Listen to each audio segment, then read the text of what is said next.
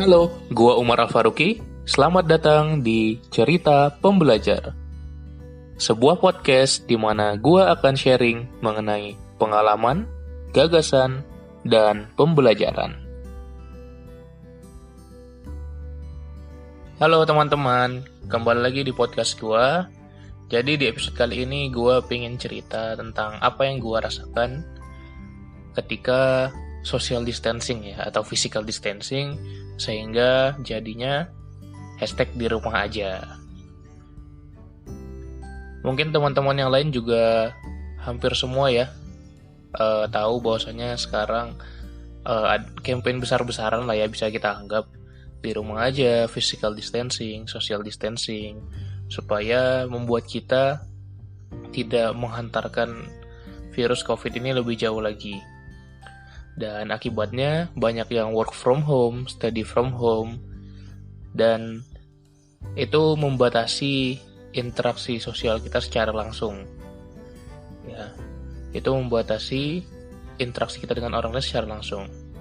Tentu tidak secara total karena kita bisa berkomunikasi lewat berbagai platform sosial media yang ada, tapi tetap aja rasanya ada yang kurang gitu, nggak ketemu dengan orang-orang, nggak ketemu langsung dengan teman, sehingga membuat kita punya lebih banyak waktu untuk diri kita sendiri gitu ya, karena kita stay di rumah aja. Ada yang stay di rumah, ada yang di kosan, ada yang di kontrakan mungkin. Nah, buat gue sendiri, gue sebagian besar menghabiskan hari-hari gue di kosan pada beberapa hari belakangan ini. Dan gue menjadi lebih aware lagi ya, jadi berusaha menjadi lebih aware lagi terhadap diri gue sendiri, karena banyak waktu yang gue habiskan untuk self-reflection lah gitu, berpikir kembali tentang diri gue sendiri, karena selama ini kita banyak berinteraksi dengan orang-orang lain, tapi kita lupa untuk berinteraksi dengan diri kita sendiri. Lah, memangnya penting ya berinteraksi dengan diri sendiri?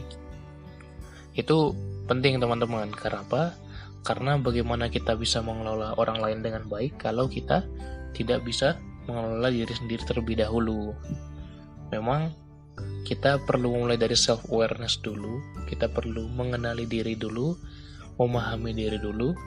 Kemudian langkah selanjutnya baru kita bisa mengenali orang lain atau berempati dengan orang lain gitu. Itu bukan kata gue ya, itu dari Daniel Goleman yang nulis buku Emotional Intelligence. Jadi kalau menurut gue itu sepenting itu. Dan momen-momen di rumah aja ini membuat gue semakin sering berpikir dan berefleksi terhadap diri gue sendiri.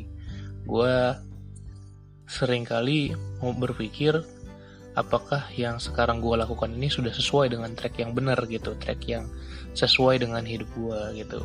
Apakah sudah sesuai dengan yang gue plan selama ini? Apakah sudah cocok dengan targetan-targetan gue? Apakah yang gue lakukan sudah konvergen menuju tujuan hidup gue, my life purpose gitu. Dan juga gue semakin sering berpikir bahwasanya gue ini siapa sih sebenarnya gitu kan? Apa sih why gue? Apa sih tujuan hidup gue di dunia ini? Kenapa sih gue ada di sini gitu ya, atau reason for being gitu. Nah, kenapa gue semakin sering menanyakan hal ini kepada diri gue sendiri? Karena di kosan terus ya, karena di rumah aja gitu, gue sering lihat vision board gue, teman-teman gitu. Vision board itu apa? Vision board itu kalau yang belum tahu, itu kayak ada papan besar gitu kan, terus di situ kita meletakkan mimpi-mimpi kita. Teman-teman pasti sering banget mendengar bahwasanya kalau misalnya kamu punya mimpi, tuliskanlah dan tempelkanlah di dinding kamarmu, atau tulislah besar-besar supaya kamu bisa melihatnya setiap hari. Bener banget tuh, gue sangat setuju dengan hal tersebut. Tapi apa yang membedakan vision board dengan menulis mimpi?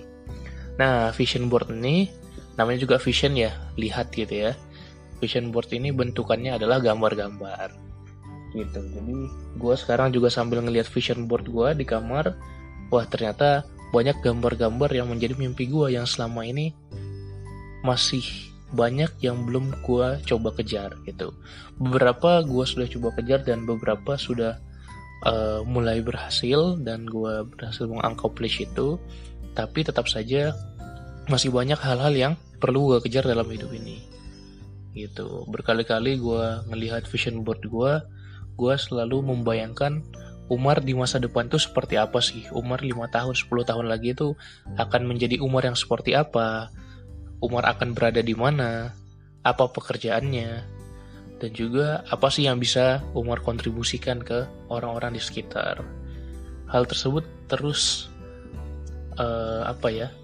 berjalan-jalan di pikiran gue selama beberapa hari ini. Yang mana itu men-trigger gue untuk memicu diri gue sendiri untuk terus mempertanyakan dan juga mencoba mengejar satu persatu gitu.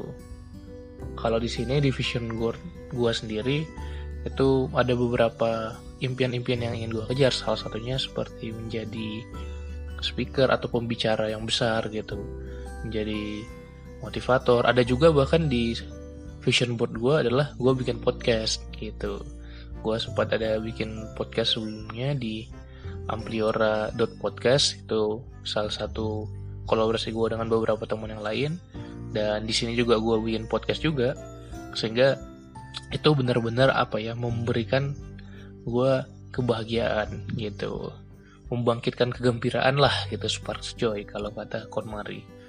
Ada juga hal-hal yang mungkin belum tercapai, jalan-jalan keliling dunia, kemudian menjadi profesional coach, dan hal-hal itu ingin banget nih gue pingin bisa sampai ke sana, pingin gue bisa mewujudkannya.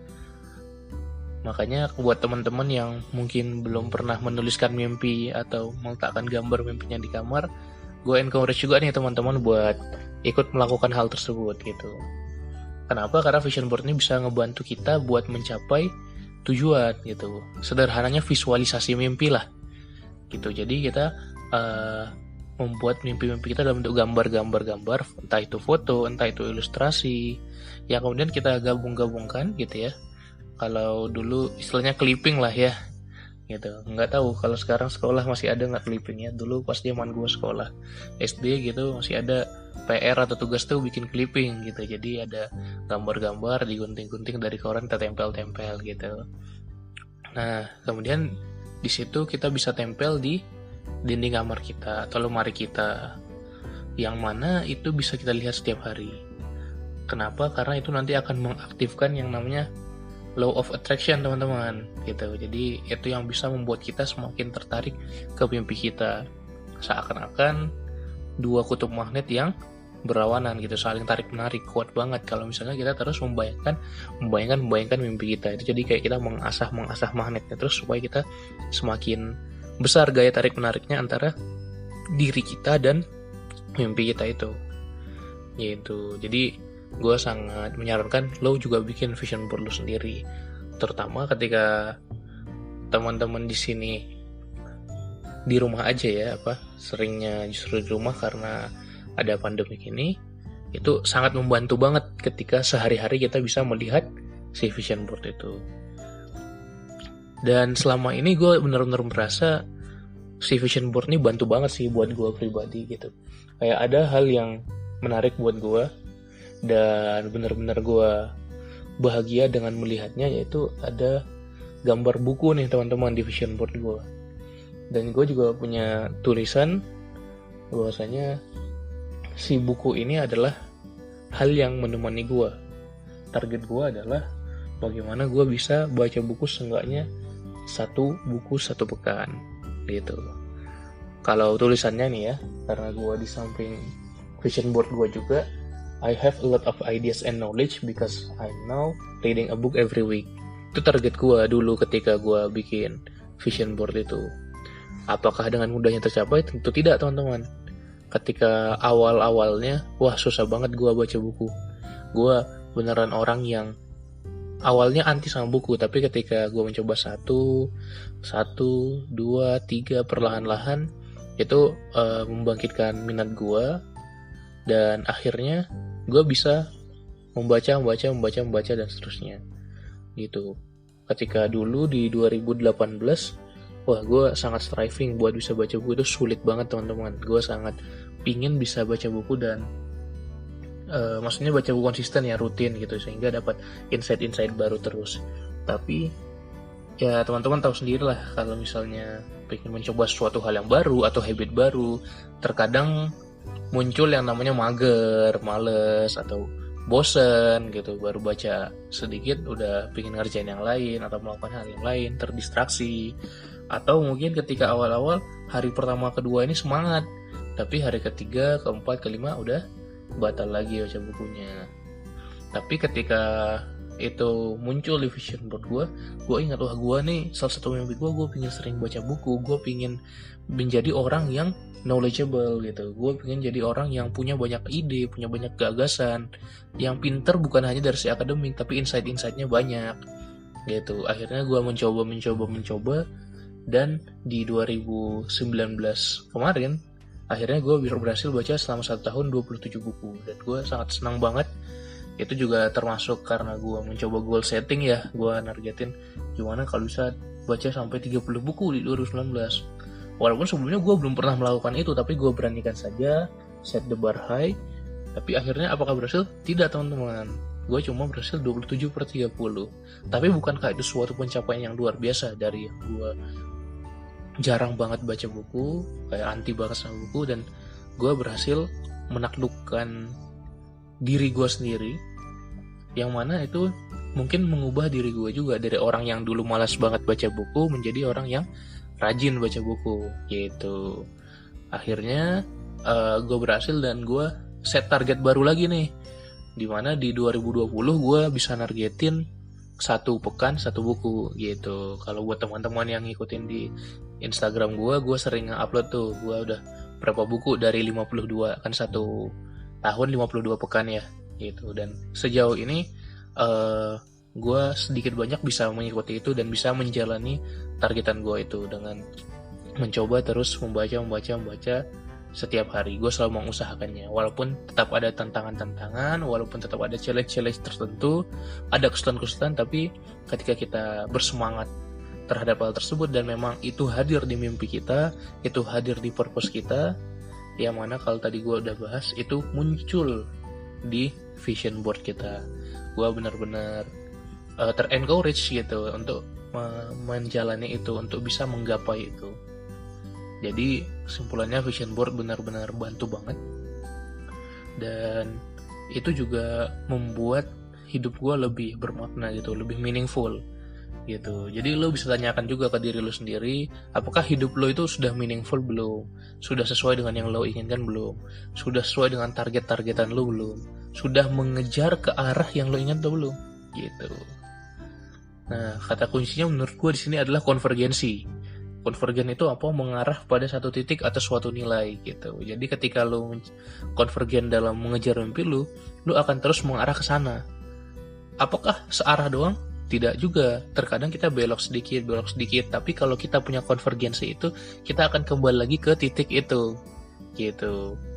Kecuali kalau misalnya ada perubahan ya teman-teman.